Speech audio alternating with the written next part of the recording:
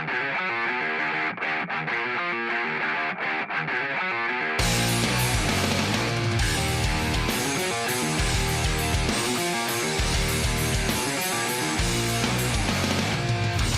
frames of a broken home. Mama's crying on the telephone, crying now 'cause the money's gone. It always seems like there's something wrong. This I swear is more than I can bear. All you please, you get my things from everyone. You cross the line. I've been beaten, broken down inside. I've been crawling so long with no place to go. Hey, what is going on, you guys? It's Epic here, and before we start the video, I just want to say that if you want this save file, it can be found in my Discord server. The link is in the description. All you have to do is go to the Save Files channel and you can download this build right now. Thank you guys so much for your support, and also there are timestamps available in the description if you want to skip to certain parts of the video. Ladies and gentlemen, today I'm showing off to you easily the strongest Clawbringer build in Wonderlands right now, and not just a Clawbringer build, a Clawbringer melee build. But let's waste no time and get right into it. Now, into the gear, I'm going to break this up into two parts, the vital and the non-vital gear. So on screen now, what is green is vital, what is red is non-vital. For that reason, I'm only going into certain detail on some of these items, but starting off first with the most important item in the build, we've got the live wire. So the live wire is going to be a critical weapon for this build because it's going to mean that all of our melees get crazy synergy with our skill tree. So there's a lot to break down here with the live wire. First of all, when you melee an enemy with it, it's going to chain lightning, which is going to deal even more damage because it's going to scale off of that initial melee hit. So very, very crucial there for the melee on the live wire. But additionally, we also have the live wire because of its tie-ins to the skill in our tree known as follow-up, which makes it so that when you deal gun damage to an enemy, the Fate Maker's next melee attack deals increased damage. Now, typically, this would only proc if you did some kind of gun damage as the skill would describe. And since we're meleeing, there's no real way to proc that unless we shoot something, but the live wire's chains will actually count as gun damage, and as such will stack up follow-up and give you more damage on your next melee, meaning that when you're meleeing bosses or meleeing ads, you just get more damage all around. For the enchantment, I have action skill start melee damage purely because when I'm using the live wire, I'm only just whacking stuff with my melee, so I've got action skill start melee for that reason. You don't have to have that, but I'd highly recommend it. And if you want a live wire, I do believe it is a world drop, so you're probably best off getting it from the Chaos Chamber. Now, moving on to our melee weapon, the actual star of the show, no pun intended, we've got the Spellblade of the Assassin. Now, the Spellblade is a very, very intricate piece of loot because, number one, it's a melee weapon that does spell damage, and that alone gives it crazy ties to our skill tree once again. In our skill tree, we have a skill called Nimble Fingers, which makes it so that when you deal melee damage, your fire rate and spell damage are increased. Now, this has crazy synergy with the Spellblade, because despite the Spellblade being a spell damage weapon, it actually also counts as melee too, so every time you're hitting with it, you're also proccing Nimble Fingers, and even if that wasn't the case, you can still proc Nimble Fingers anyway with our hammer when we chuck it, so all around, again, a really, really great choice here. Now, I've got two in the build for two reasons. I've got the Spellblade here with Dark Magic and the Warrior Hilt mod to give us more stacking melee damage, and then the one that you saw me use in the intro for the boss kills is the Cryo Spellblade with Echo on it, which is going to give us extra damage from all of the last damage we dealt that was not melee. Now, this is really cool because this is also going to work with Spellblade because Spellblade is spell damage, and as such, you're just actively giving yourself more damage when you melee with it. Now, on both of these, I have increased elemental damage. I'm not too particular on what I take on these. I have taken melee anoints, but I noticed it was just slower kills all around. So the anoint is up to you, but I would personally recommend elemental damage. That's what works best for me. And the reason why one of these is Dark Magic is because we are using a setup which relies on Exploit Their Weakness, which basically revolves around having a bunch of different status effects affecting enemies and in turn debuffing them. So when you work out the dots that we're dealing to enemies, our melee is always going to be Dark Magic. And then into the Clawbringer tree, whenever we do gun damage, we are always going to be doing fire damage, and we know that we're going to do gun damage due to the live wire chains, so that's 2 dots. We then also have Oath of Thunder, making our melee damage deal bonus lightning, so that's 3 dots. And then for our 4th dot, we have a Cryo Buffmeister. So we're always going to be hitting with 4 dots when we're whacking people with this Spellblade in particular. The Cryo would only be 3, but it's your choice in what you want there.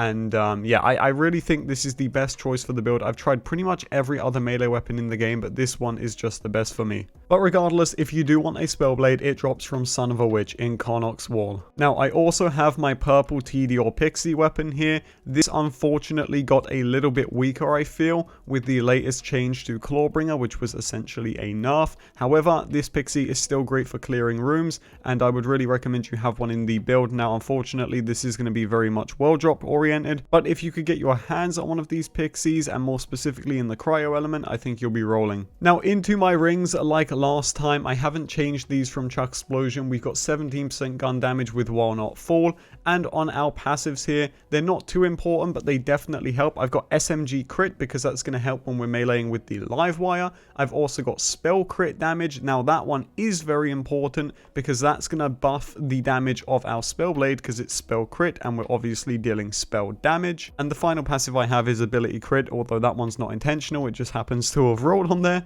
But I guess that's going to help with our hammer anyway, so I'm not too bothered about it. You could probably min-max your rings a lot more here, but I'm not really bothered. But if you do want a mood ring, it is a world drop, unfortunately, so you can go and grab it from any of those sources. Now, for our class mod, this is going to be a very, very crucial piece of gear in the build. You knew it was coming, and here it is. This is a very specific role that you want to get to help boost your damage to the absolute moon. You are looking for a smart armor that has preferably primary points into Clawbringer power, and then for your passives, you want to try and get spell damage because of the Spellblade, all damage dealt because it's a no-brainer, and gun damage because it will boost the live wire. Those 3 passives, if you can get all 3 of them, absolutely fantastic. If you cannot, don't stress. Just try and get something around those 3, maybe spell damage, or just try and go for at least one of those passives,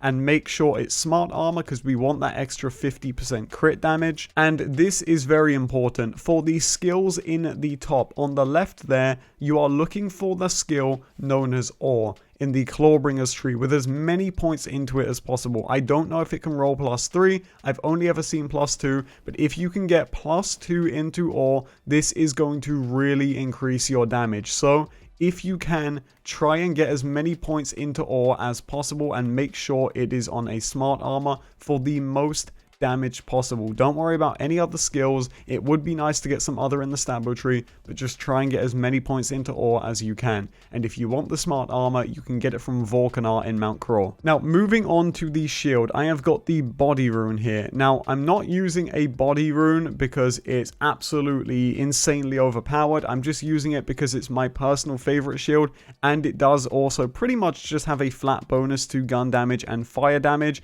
I believe there's some shenanigans going on with this shield, but I like to take this shield personally because I notice it increases my damage a lot. I know a lot of other people prefer the Curse Wit, and if that is what you want to run, feel free to do it, but I just can't handle Genevieve in my ear 24/7. But I've got action skill active frost damage because it's going to further boost my Buffmeister, and yeah, I actually really like this shield. And if you guys want to get the body rune, it drops from Bunidhog in the Chaos Chamber. Now, into my amulet here, I've got a Thurge because these will just straight up boost your spell damage. Again, we want to boost all the spell damage we can for our Spellblade, and if possible, we also want to get that action skill cooldown for our hammer. So the Thurge is very handy there for that reason. Now, I will say that if you can get good passives like I've got here, even though these aren't the best passives, I would say, try and go for them. All damage dealt, again, is just going to be a fantastic passive to roll here.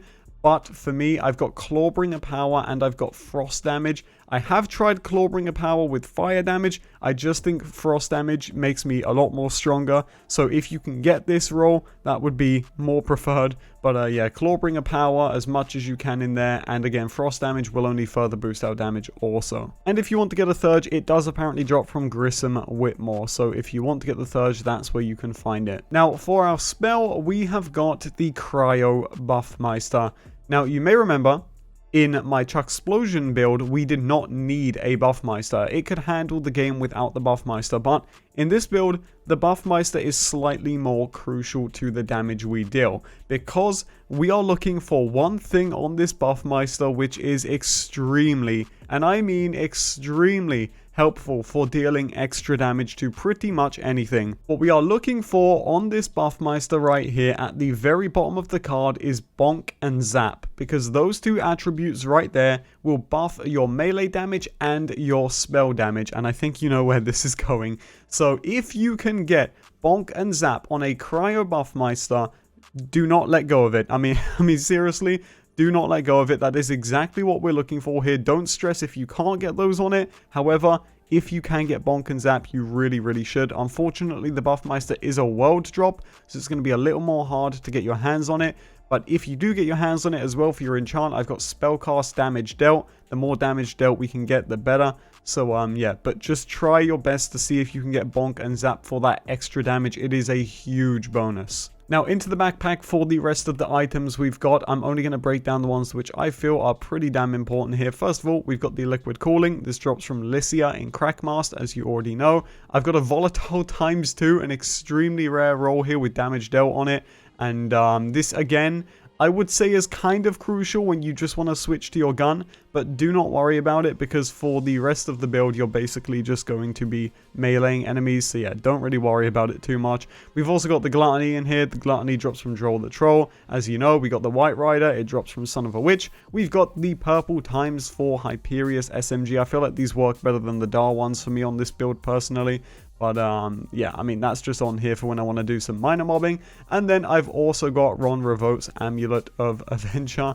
And this one is just for loot luck again. And this is just to help you guys get more loot when you're farming. Now, into the skill tree here, feel free to go ahead and copy this down into your game. I'm not going to go too in-depth on the skill tree here, but I will draw your attention to a few of the skills which I would say are absolutely crucial in here. First of all, Follow-up is a skill which I used to absolutely hate because it does not work with the Stabomancer's Spinning Blade or the Clawbringer's Hammer, but due to the interaction with the live wire, it means that we will passively stack this up, and that's how you'll get that extra 60% damage buff on your next melee hit.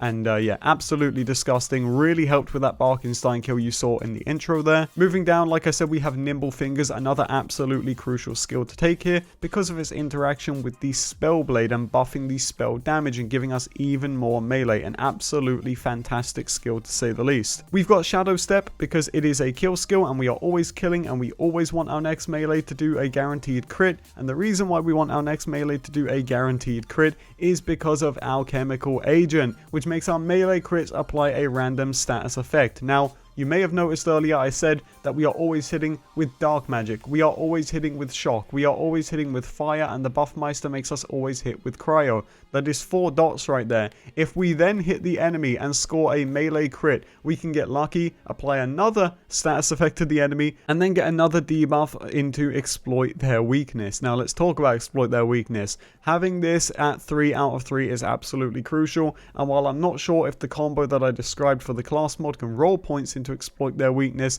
it is going to be very, very handy if you can get those extra points, because for every single dot that we have in exploit their weakness, it's 6% extra damage to the enemy. Now, in the intro again, you saw Barkenstein was afflicted with a ton of dots, and that greatly helps with the damage I dealt to him, because again, it is 6% damage increase per unique status effect. So at 5 status effects, you are talking 30% more damage taken. Now let me give you guys a little live demonstration here. We are at Parasite right now, and we're on Chaos 20, playing on Intense, of course, and I'm holding my live wire. We're just going to drop into Parasite. I'm going to pop my Buffmeister as I'm falling. I'm going to proc follow-up, hitting with the hammer, and then just go to town. And as you can see, he just doesn't last more than 10 seconds. Kind of like me when I'm banging your... never mind. But anyway, you guys get the point right here. This build is extremely, and I mean extremely powerful, and I really hope you enjoy it. Let me know what you think of it in the comment section down below, and if you have any ways that you think it could be improved, also let me know, because I'd love to know how you can make this even spicier without just slapping volatile on everything. But anyway guys, thank you so much for watching this video. Thank you for all the support. If you want to catch us on Twitch at EpicNNG, we do this kind of frequently, and yeah, we get pretty nutty. So if you want to increase the amount of section extra you get, come and follow us on Twitch. And with that being said, thank you guys for watching this video, and I will see you all in the next one.